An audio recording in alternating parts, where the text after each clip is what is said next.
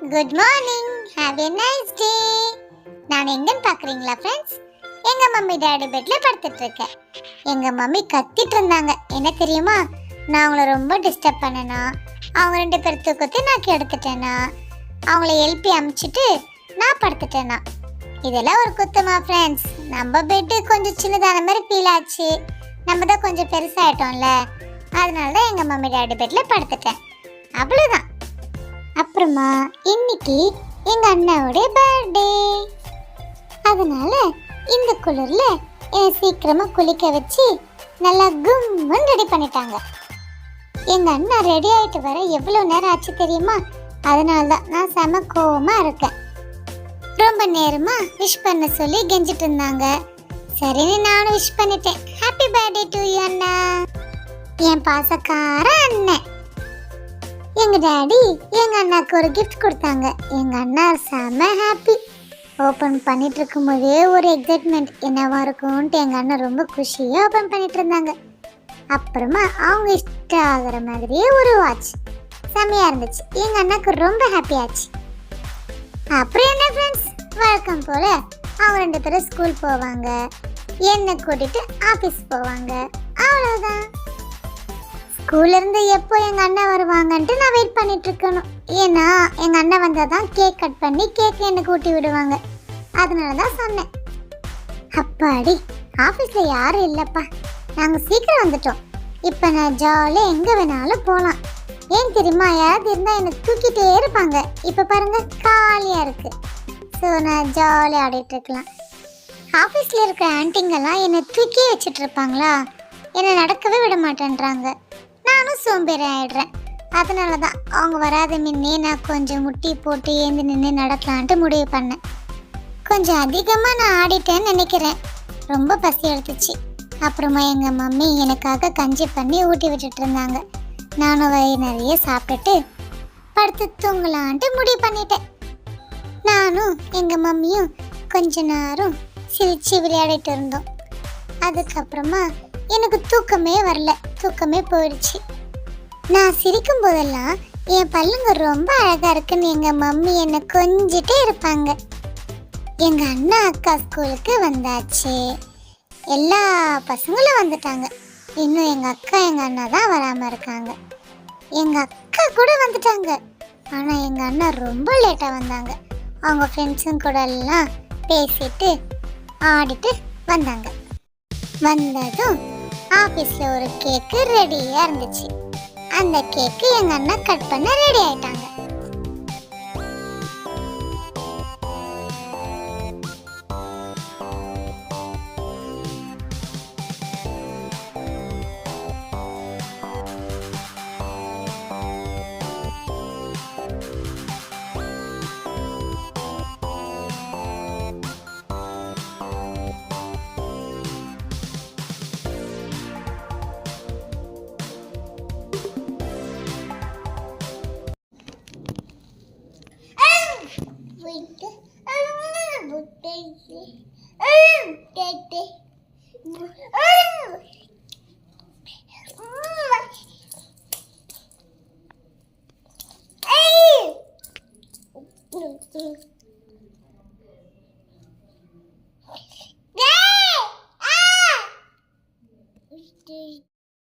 அது ஒன்றும் இல்லை ஃப்ரெண்ட்ஸ், சும்மா கொஞ்சம் நம்மளே பேசிப்போமேன்னு பேசிட்டு இருந்தேன், அவ்வளோதான்.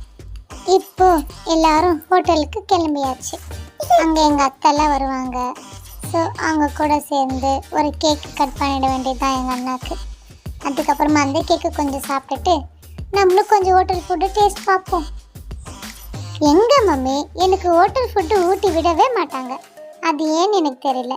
இந்த வாட்டியாச்சும் ஊட்டி விடுவாங்களான்னு பார்க்கலாம்.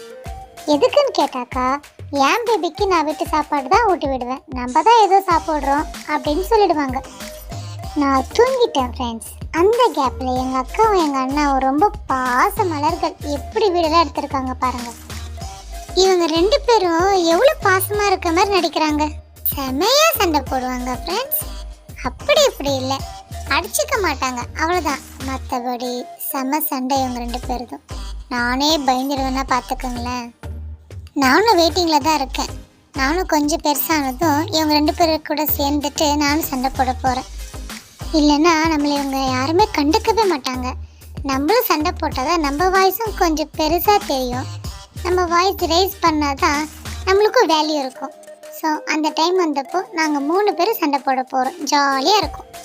நாங்கள் ரொம்ப நேரம் ஆகுது, இன்னும் எங்கள் அத்தை வரவே இல்லை.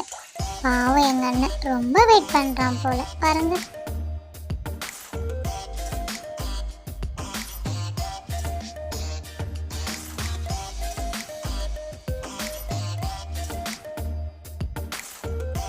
எங்கள் அண்ணாக்கே ஒரு டவுட் வந்திருக்கும்னு நினைக்கிறேன். நம்மளுக்கு கேக் கட் பண்ணுவாங்களா இல்லையா, எங்கள் அத்தை வருமா இல்லையான்ட்டு ரொம்ப வெயிட் பண்ணுறான் போல். அப்படி எப்படிமா திரும்பிட்டு இருக்காங்க. எங்கள் அண்ணா பாருங்களேன், எங்கள் மம்மி கிட்ட ஒளிஞ்சிட்டு ஆடிட்டு இருக்காங்க. ஐயோ 15 வயசு முடிஞ்சிச்சுன்ட்டு எங்கள் மம்மி சொன்னாங்க. ஆனால் எங்கள் அண்ணன் 5 வயசு மாதிரி ஆடிட்டு இருக்காங்க. அப்பாடி எல்லாரும் வந்தாச்சு.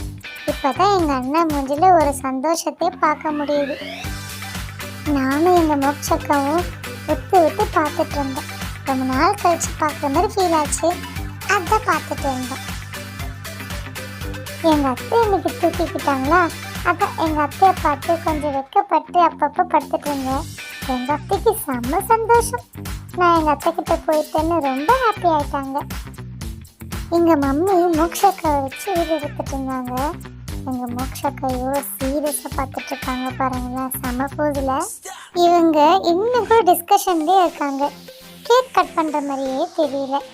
ஃபஸ்ட்டு ஃபுட்டு ஆர்டர் பண்ணலான்னு சொல்லிட்டு எல்லாம் பேசிகிட்டு இருக்காங்க. நான் வெயிட் பண்ணிகிட்ருக்கேன்.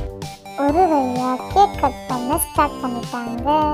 வாங்க எங்கள் அண்ணா பர்த்டேவை பார்க்கலாம்.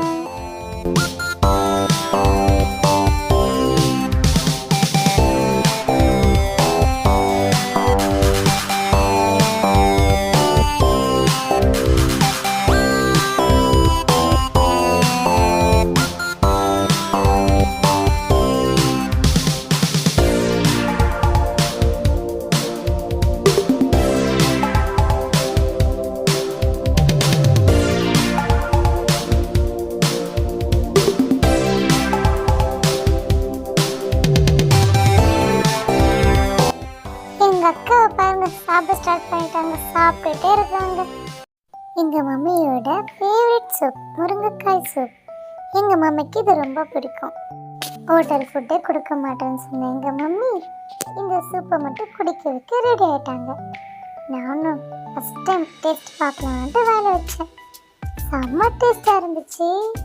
ஃபஸ்ட்டு கொஞ்சம் காரமாக தான் இருந்துச்சு. ஆனால் நான் அப்பப்போ கேட்டு குடித்தேன்.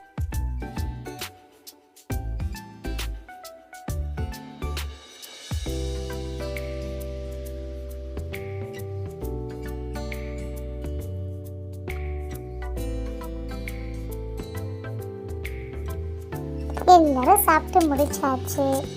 இனி அவங்க வீட்டுக்கு கிளம்ப போகிறாங்க. அப்புறமா எங்கள் மோக்ஷக்கா எங்கள் அக்காவுக்கு அட்வான்ஸ் ஹாப்பி பர்த்டே டு சொன்னாங்க. எப்போ திரும்ப எங்கள் அக்கா பர்த்டே? இன்னும் 6 months இருக்குது. இப்போவே ஹாப்பி பர்த்டேவா. அப்புறமா எங்கள் அண்ணாவுக்கு முடிகிற பர்த்டேக்கு விஷ் பண்ணாங்க. அப்புறமா எல்லாரும் கிளம்பியாச்சு. இப்போ என்ன, வழக்கம் போல் வீட்டுக்கு கிளம்ப வேண்டியதுதான்.